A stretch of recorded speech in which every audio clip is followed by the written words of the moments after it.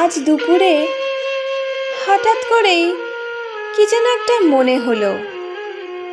একটু এগিয়ে জানলার কাছে গিয়ে দাঁড়ালাম। ওপাশে সীমাহীন প্রান্তর দেখা যাচ্ছে না ঠিকই, তবে দেখলাম বাইরে গুড়ি গুড়ি বৃষ্টি পড়ছে। একটা পায়রা পাশের বিল্ডিংয়ের কার্নিশে কোনো রকমে দাঁড়িয়ে আছে। কিছু স্মৃতি চোখের সামনে ভেসে এলো একদমকায়।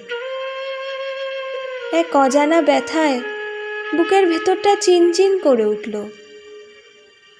চোখের পাতাও ভিজে উঠল খানিক। এরকমই হয় মাঝে মাঝেই মনটা বড় খারাপ হয়ে ওঠে আজকাল। যে বৃষ্টি তার ফোঁটায় সুখের কল্পনার ফুল ফোটাতো একসময় রাশি রাশি, সেই বৃষ্টিকে দেখেও আর কেমন জানি আনন্দ আসে না আজকাল। আসে কিছু স্মৃতি,